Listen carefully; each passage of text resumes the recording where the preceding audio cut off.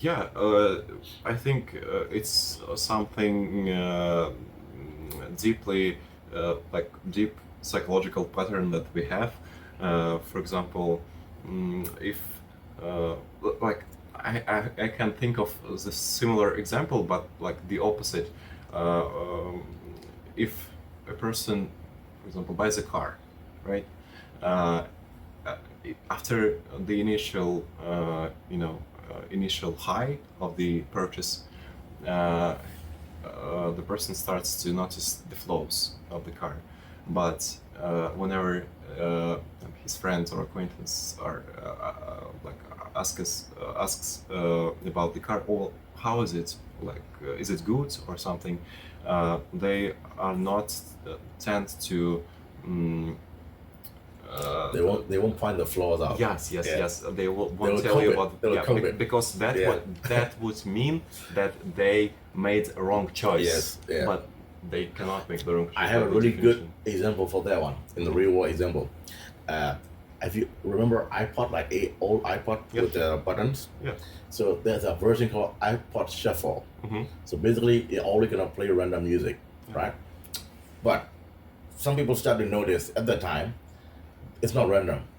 It is actually playing certain music repeatedly Mm-hmm. at certain. Now, so every three songs, is that song keep coming up again, right? So it's a flaw in the randomness of shuffle. Mm-hmm. And you know what people start to say? They're like, oh, iPod's so intelligent. It knows what song I like and keep repeating it. But back then, we don't have algorithm or no Yeah. AI or anything. Especially in like Yeah, really small one. Yeah. Yeah. So that's a similar thing. Mhm. They would just tell the story themselves instead of, Mhm. yeah, so that's the opposite effect, right? So what I find is, so if you're a big company with brand like Apple, if they're flawed, they're just gonna explain it away. Yeah. Yeah. If you're a startup trying to give you something good, they're just gonna find flaws why it didn't work, Yes. right? So yeah, that's the reason I make the book, and I find out 200 products that are already on the market that have flaws. Mhm. I should have included iPod. It doesn't wasn't included. I just got it out. Yeah. So that's the reason I started this podcast. So whatever I didn't include in the book, I can discuss it as an extension of the book, Mhm. right? To explain about some interesting product or some product that has flaws. Like one really good example is like when they cannot find any flaw, they just say, "Oh, your product too hard to use." I don't understand it immediately, right? Mhm. But that's not a good reason because, for example, if you have for example, a car so hard to use, you need to go training and get the license Yeah. to drive, Yeah.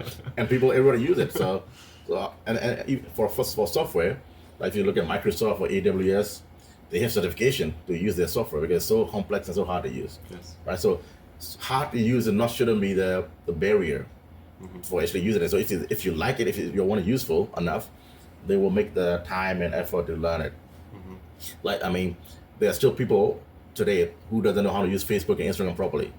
And what they do is they don't complain. What they do is they ask their friend to help them to use it, post something, Yeah. Yeah, so nobody say, oh, Facebook's so hard to use, I'm not going to use it. But the funny thing is, if you're a startup, if you're nobody and you present something, then they will start to scrutinize all your product. So that's the reason I make the book. And then I hope many startup can use this book as an example. Okay, read this book because there's 200 items that is worse than my product and making money already. Yes. That's that's the idea. Yes, because indeed, many of the young entrepreneurs and founders, they treat their business, their product as child. Imagine if someone would walk to a mother and starts to point out the flaws of her child. It can tear you apart. So they would like prefer not to show their business, not to show their products because of what the other people might find in it, and that could essentially hurt the business at the early stages, especially. Because Discourage them to go forward. yes, yes, and one of the core principles I use in my work, I can suggest to any like one of the best advices I can give to the founders and the entrepreneurs is to show your product to your audience, no matter how bad you think it is yet. You can even have no product at all, just the idea, or just the like initial thoughts on it.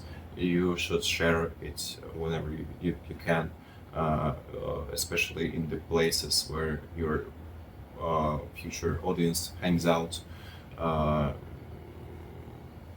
because with that approach, you can already start a conversation about the problem you're solving, to get one foot in the door to your customers, to get feedback of what they actually need before building what they don't need, and realizing it all only after you invested so much time and resources and money into building what nobody needs. Yeah, yeah, yeah. That's really the thing I like about what you said. Like, yeah, so your product can be perfect, but it might not be perfect for that market.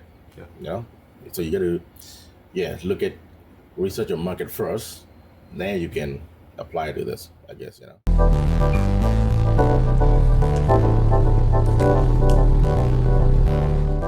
Hi, I'm David Beckham. From Auckland, New Zealand.